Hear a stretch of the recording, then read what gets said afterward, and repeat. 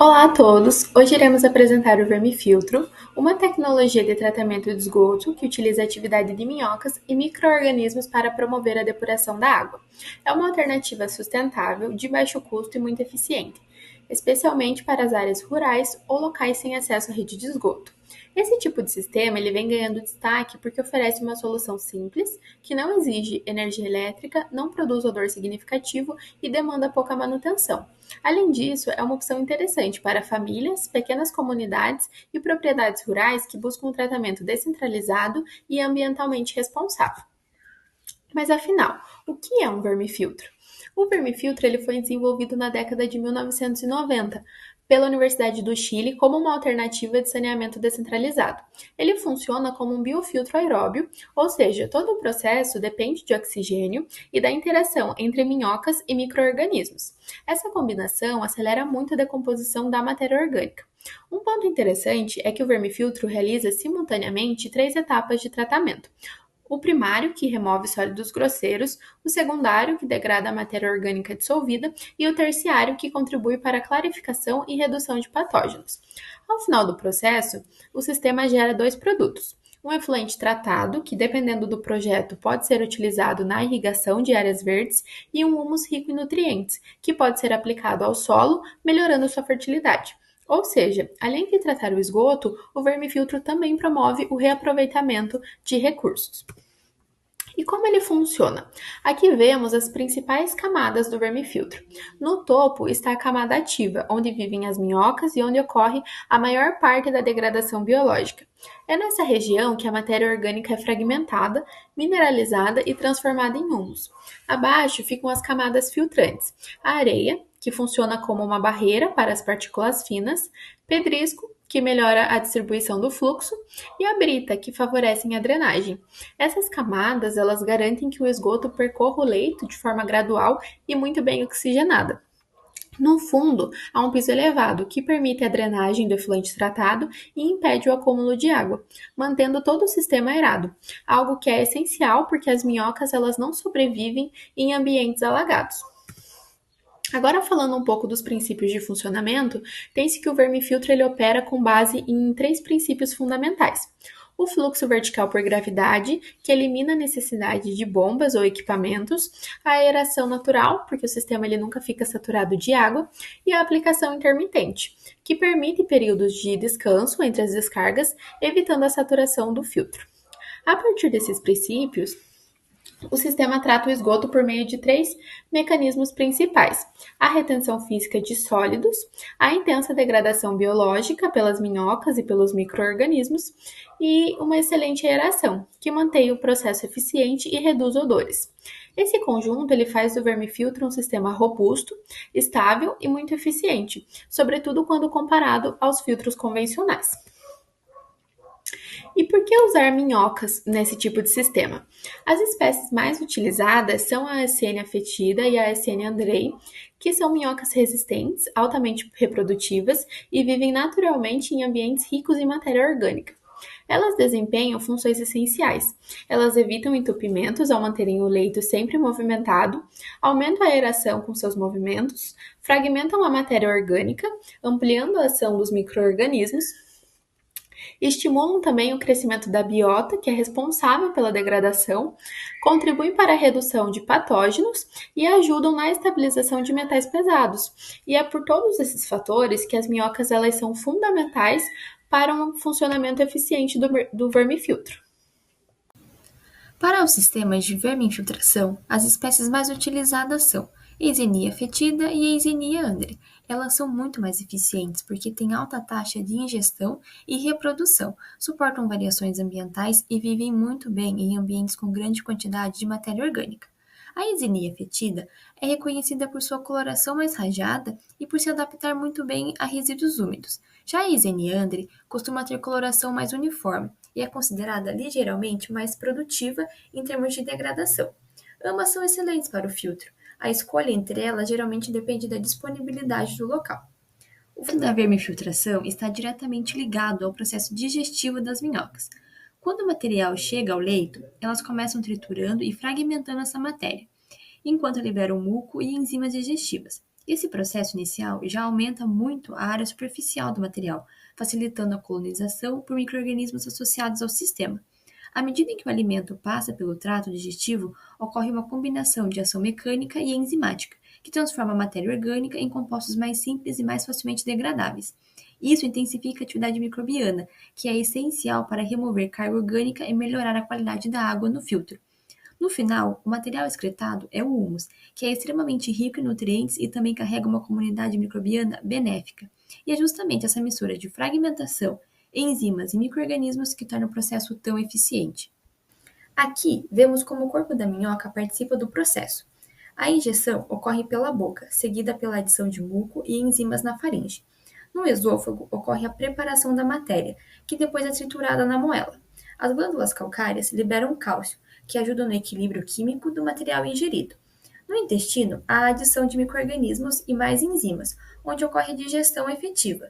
Em seguida, os nutrientes são absorvidos e transportados pelos vasos sanguíneos da minhoca. Por fim, o material expelido pelo ânus é rico em micro-organismos e enzimas, exatamente o que mantém a biocamada ativa no processo de vermifiltração. Para o sistema funcionar bem, precisamos garantir condições estruturais, operacionais e ambientais adequadas.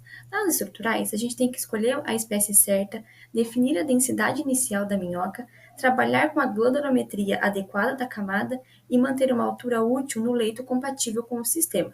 Nas operacionais, a TAS, que é a taxa de aplicação superficial, deve ficar em até 2,5 metros cúbicos por dia. O TDH, que é o tempo de detenção hidráulico, precisa estar adequado ao projeto.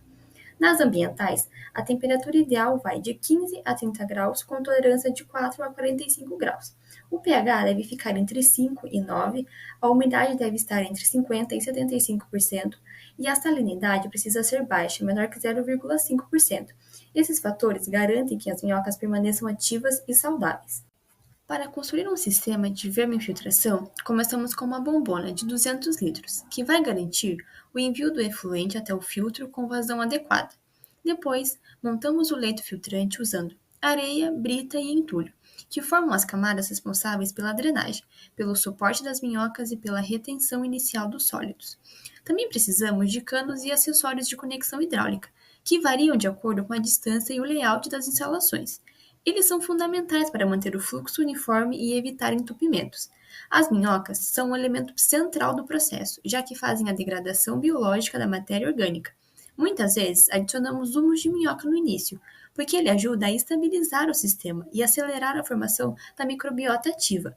Quanto aos custos, eles podem variar bastante, conforme o tamanho da população atendida, a topografia do terreno, os preços dos materiais na região, o transporte e a mão de obra necessária. Olá, eu sou a Luana e vamos falar um pouco sobre os pontos positivos e negativos do vermifiltro. Essa tecnologia naturalmente possui vantagens e desvantagens que devem ser levadas em consideração antes da sua implementação. Entre as vantagens do sistema destacam-se a eficiência muito alta na remoção de matéria orgânica. Os estudos mostram uma ótima redução de DBO e DQO, podendo superar sistemas simplificados tradicionais. Outra vantagem muito importante é que ele tem baixo custo de operação e praticamente não consome energia porque funciona por gravidade e o próprio movimento das minhocas ajuda a manter o leito arejado. Além disso, o sistema não produz odores e ele não gera um lodo de difícil manejo. Em vez disso, o subproduto do processo é o humus, que é um material estabilizado e também pode ser utilizado como fertilizante. O efluente tratado ainda pode ser reutilizado, geralmente para irrigação. Ou seja, é um sistema que fecha ciclos, transforma resíduos em recursos.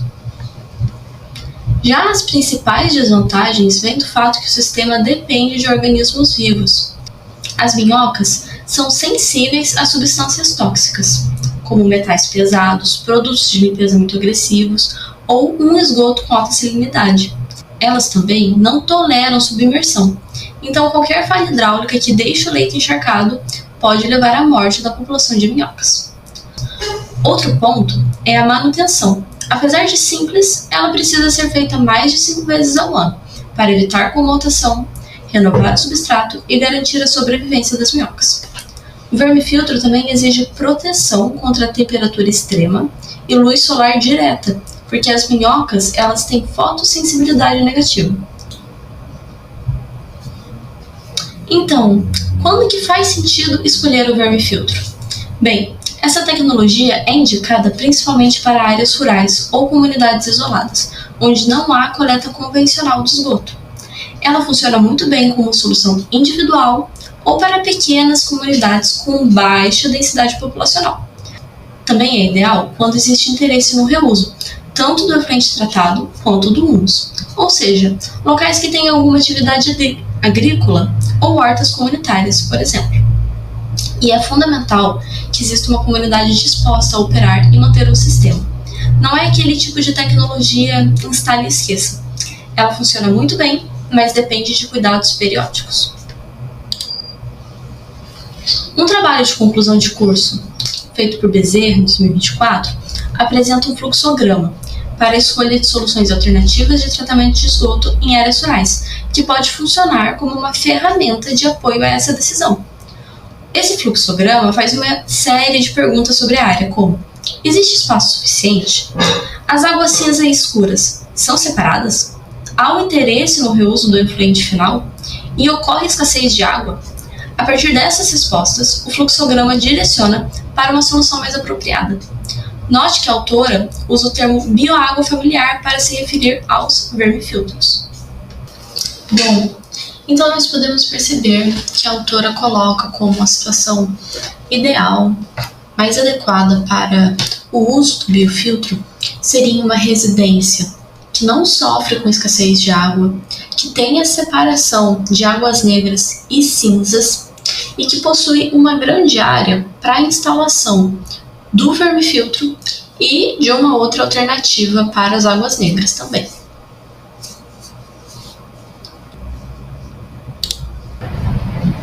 Bom, eu espero que esse vídeo tenha te ajudado a entender melhor o que são vermifiltros, como que eles funcionam e em quais situações essa tecnologia realmente faz sentido de ser aplicada.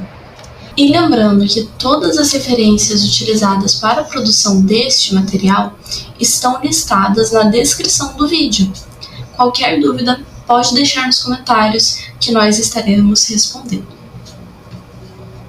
Esse conteúdo foi produzido por alunas de Engenharia Ambiental e Sanitária dos Centros de Estudos do Mar da UFPR para o projeto de extensão Conservação da Bacia do Rio Guaraguaçu e Eu Com Isso. Se você gostou desse conteúdo, não esqueça de deixar um like, compartilhar o vídeo e conferir as nossas redes sociais. A sua interação ajuda muito a fortalecer projetos como esse e a levar o conhecimento para mais pessoas. Muito obrigada por acompanhar o vídeo até aqui e até a próxima!